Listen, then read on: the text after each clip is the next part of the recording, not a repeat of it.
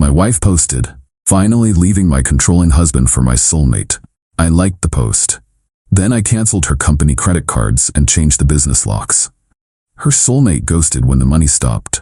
I, 38 male, saw the post while sitting in my office at 9 p.m. on a Thursday. I was finishing up quarterly reports for our marketing agency when the notification popped up. My wife Astrid, 35, had just announced to all 800 of her followers that she was leaving me for her soulmate Ronan. The post was a masterpiece of delusion. After years of being controlled and diminished, I'm finally choosing love over convenience. Ronan sees the real me, the creative genius behind our company's success, not just the helper my husband pretends I am. Time to spread my wings. New beginnings, true love, know your worth. The comments were already flooding in. Her yoga friends congratulating her on her bravery. Her sister Desiree calling me a typical toxic male who couldn't handle a strong woman. I read it twice.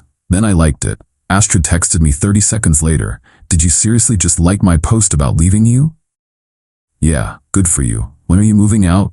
"That's it, no begging? No asking me to reconsider?" "Nope, you made your choice. I respect it." She started typing and stopping for about 5 minutes. "Finally, I'll be getting my stuff tomorrow. I deserve half the business, BW." I didn't respond. Instead, I pulled up our business accounts. Here's what Astrid didn't understand. The marketing agency was mine. Started it 5 years before we met. She came on as creative director after we married, a title I gave her so she'd feel important. She made social media posts and occasionally designed a flyer. I handled the clients, the contracts, the finances, everything that actually kept us afloat. But I'd been generous. Gave her company credit cards, access to the office, even let her hire her friend Ronan as a consultant 6 months ago. Funny how that worked out. By 10 p.m., I'd canceled both company credit cards in her name, changed all passwords to company accounts, removed her access from our client management system, called our building manager about changing the office locks, scheduled for 7 a.m., emailed our clients a professional note about restructuring that didn't mention her, backed up everything on our servers. Then I went home and slept like a baby. Woke up to 52 texts. The first 20 were variations of "WTF, my card declined." The rest were increasingly unhinged voice-to-text messages about how I was financially abusing her and stealing her company. The best one: "Ronan says this is illegal. You can't just cut off my income stream." Your income stream? Interesting perspective for someone who hadn't brought in a single client in 3 years. Update 1. The entitlement escalated faster than I expected. Day 1. Astrid showed up at the office with Ronan and a U-Haul. The new locks were already installed. She pounded on the door for 20 minutes while I sat inside doing actual work. Finally called the building security when she started kicking the door.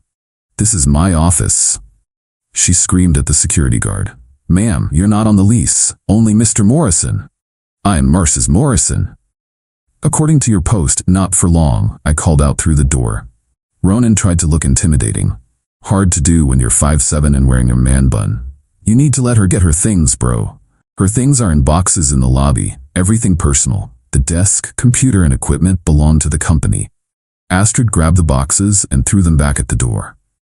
"I don't want my things, I want my company." Building security escorted them out. Day 2. She tried to contact our biggest client directly. Told them she was starting her own agency and they should come with her since she was the creative genius behind their campaigns. The client called me, confused. "Hey, didn't Astrid just post about leaving you? Why is she saying she owns your company?" Mental breakdown, I think. I'd appreciate if he didn't engage. "No worries. To be honest, we always wondered what she actually did. You're the one we deal with." Day 3. This morning, I got a call from my business banker. "Mr. Morrison, someone tried to access your business account in person. Said she was your wife and needed emergency funds. We didn't provide any information, but thought you should know. Thanks for the heads up. Also, she tried to apply for a business loan using your company's EIN.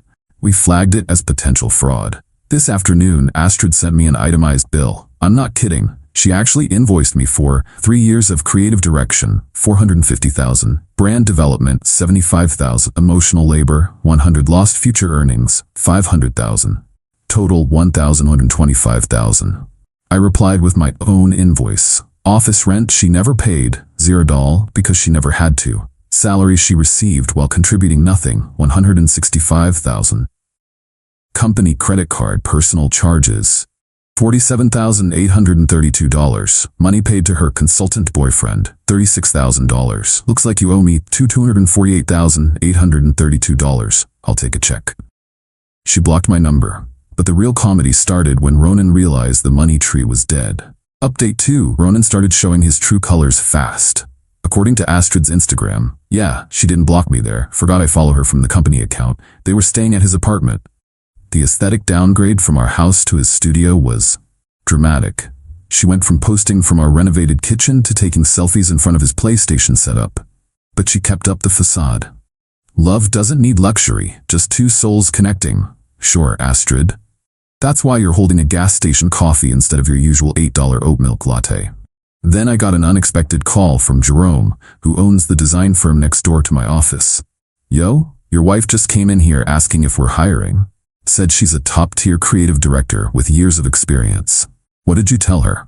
Asked for her portfolio. She showed me 5 Instagram posts and a flyer for a food truck. I told her we'd call her. You're not going to, are you?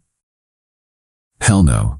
But get this, her boyfriend was with her. He pulled me aside and asked if I knew anyone who needed a life coach, showed me his certificate from some online course he took last week. The job hunt wasn't going well for the power couple. Meanwhile, I was getting calls from vendors. Apparently, Astrid had been promising them future work once she took over the company. A printer called asking about the 5,000 business cards she ordered with Astrid Morrison, CEO, on them. Send her the bill, I said. She's not associated with this company. But she said you'd pay. Did she give you a purchase order? Written authorization? Company credit card? No, she said she'd handle payment when she officially took over next week. Then that's between you and her. The printer was not happy. Neither were the 3 other vendors she'd made similar promises to. Day 5. Astrid tried a new strategy. She filed for spousal support, claiming I'd forced her to quit her lucrative career to work for free in my company. My lawyer laughed. Actually laughed. She's been drawing a salary of $55,000 a year plus bonuses. I have all the pay stubs. Also, what lucrative career? Her last job before you married was part-time at a boutique. Can she get any part of the business? Premarital asset. Never commingled. She has 0 claim. She might get some temporary support, but given that she publicly announced leaving you for another man, good luck with that. Day 6. The real entertainment began. Ronan's ex-girlfriend reached out to me on Facebook. Hey, weird question, but is your soon-to-be ex dating Ronan Giles? Unfortunately. LMO, good luck to her. He still owes me $3,000. Told me he was investing it in his coaching business. Spent it on festival tickets and weed. He only dates women with money. When I cut him off, he was gone in a week. How long did that take? About as long as it took me to realize his business ventures were just him talking about manifestation while playing video games all day. I thanked her for the info. Then I did some digging. Ronan had quite the history. 3 ex-girlfriends, all of whom he'd lived with, all of whom had supported him financially. One even tried to sue him for the $15,000 he borrowed for another business venture. Forwarded everything to my lawyer, just in case. Day 7. Astrid's mask slipped completely. She showed up at my house with her sister and a police officer, claiming I was keeping her from her belongings. The cop looked tired before we even started talking. Sir, your wife says you've locked her out of her residence. Officer, she announced on social media that she left me for another man. She's been living with him for a week. I haven't touched any of her belongings. They're all in the bedroom, ready to be collected. He's lying, Astrid screeched. He's hiding assets. There's cash in the safe. What safe? I asked, genuinely confused. The one in the office? You mean the filing cabinet? With the client contracts? The officer sighed. Ma'am, are there items here that belong specifically to you? The whole house. I decorated it. I made it a home. But is your name on the deed? Silence. I let them in to get her clothes and personal items. Astrid tried to take the 65-inch TV. That's mine, I said calmly. We watched it together. I have the receipt from 2 years before we met. She moved to the kitchen appliances. These are mine, I cook. Receipts in my email, bought them during my bachelor days. The officer was clearly over it. Ma'am, take your clothes and personal effects. That's it. As they were leaving, Astrid grabbed my grandmother's china from the dining room display. Those are family heirlooms, I said. You never even use them. Still not yours. She threw them at the wall. All of them. Shattered everywhere. The officer arrested her for destruction of property. Desiree screamed that I was probably abusive and drove her to this. The cop just shook his head and put Astrid in the car. Update 3, Astrid got out on bail. Ronan didn't pay it. Her parents did. She immediately went back on social media with a new narrative. I was an abusive narcissist who'd trapped her in a financial prison. But here's where Ronan really showed his cards. I got a DM from someone named Tamara. She sent me screenshots of Ronan on Tinder. Profile said single entrepreneur looking for a queen who knows her worth. The dude was actively dating while living with Astrid. But it gets better. My buddy Diego works at the fancy restaurant where Ronan took his Tinder date. Recognized him from Astrid's Instagram. Bro, it was painful. He tried to pay with a credit card that got declined 3 times. The girl ended up paying. Then he asked her if she wanted to invest in his life coaching academy. Did she? She left before dessert. Meanwhile, Astrid was spinning out. She'd applied to 12 agencies, 0 callbacks. Turns out, I help my ex-husband sometimes isn't a strong resume. She started a GoFundMe claiming I'd financially ruined her. It raised $45 from her mom. Then came the Monday morning surprise. I arrived at my office to find Astrid had set up a folding table in the building's lobby with a sign, Astrid Morrison Creative Consulting, the real talent behind Morrison Marketing. She was actually trying to poach my clients as they came in. Building security was already on it, but I let her stay for a bit, watched her pitch to one of my clients who was coming for a meeting. You know I was the creative force, right? He just took credit. My client looked at her, then at me, then back at her. Didn't you design that flyer with the typo that cost us a reprint? That was the printer's fault. You spelled restaurant with an "ow" at the end. It's French-inspired. Security finally escorted her out when she started yelling that everyone was brainwashed by the patriarchy. That afternoon, I got a call from Ronan. First time he'd contacted me directly. Hey man, we need to talk. No, we don't. Look, Astrid's going through a tough time. Maybe you could help her out, like a severance package or something. Why would I do that? Because you loved her once? Is this really about her, or is this about your rent being due? Long pause. She said she was getting half the business. She lied. She said she had savings. She lied. She said, Ronan, my dude, she lied about everything. You thought you were getting a sugar mama, you got a leech, now you're both leeches. Poetic, really. He hung up. That night, Astrid posted a long rant about how men intimidate women out of business ownership. Tagged me, tagged my company, tagged several business journals. My lawyer sent her a cease and desist within an hour. Final update. The ending was more pathetic than dramatic. First, the legal stuff wrapped up quick. Astrid's destruction of property charge got pleaded down to a fine and community service.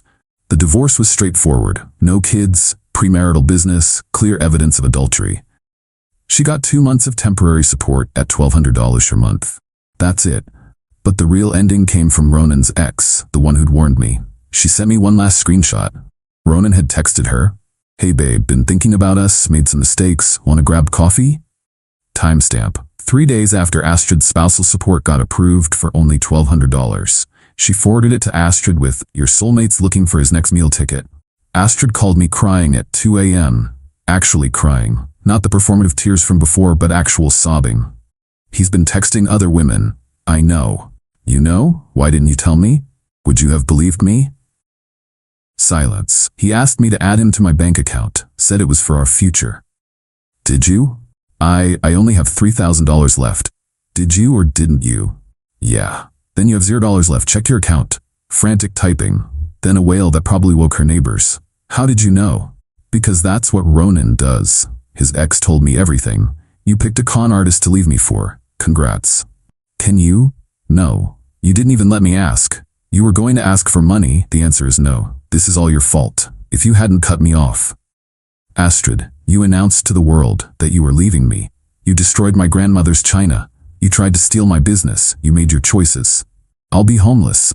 Your parents have a house. Your sister has an apartment. You have options. Ronan changed the locks on his apartment. That's between you two." She hung up, posted another rant about narcissistic exes who enjoy watching women suffer. Deleted it an hour later when her mom commented, "Maybe come home and stop airing your drama online." The aftermath, Astrid moved back with her parents. Last I heard, she was working at her sister's essential oils MLM, posting about boss babe life to an increasingly smaller audience. Ronan disappeared. His Instagram went dark. Someone said he moved 2 states away to live with another woman he met online. She apparently owns a small business. Good luck to her. My business actually improved. Turns out some clients had been hesitant about Astrid's creative direction, but didn't want to offend me. Without her random pivots and typo-filled designs, we landed 3 new major accounts. I hired an actual creative director. Someone with, experience and a portfolio. The difference is night and day. Jerome from next door and I grab beers sometimes. He loves telling the story about Astrid's 5 Instagram post portfolio. It's become legend in our building. My lawyer kept the cease and desist letter framed next to my divorce decree. Says it's his favorite case of the year. And yesterday, something weird happened. I got a LinkedIn request from Astrid. Her profile says, experienced creative visionary seeking new opportunities. Under experience, she listed CEO Morrison Marketing, 2019-2024. I screenshot it, sent it to my lawyer. He replied with just laughing emojis. Then I reported the profile for false information and blocked her. Life's good now? Quiet, productive, drama-free. My business is thriving. I'm dating someone who actually has her own career, and I replaced grandmother's china with a nice new set that I actually use. To anyone dealing with an entitled ex who thinks they deserve half of something they didn't build, document everything. Don't engage with the drama. Let them spiral on their own. And remember, when someone shows you who they really are by leaving you for a soulmate they've been cheating with, believe them. Let them go. And definitely change those locks. Oh, and Astrid, since I know you still check my socials from fake accounts, Ronan's new girlfriend just posted from Cabo. Looks like he finally found his meal ticket. Wasn't you though, was it?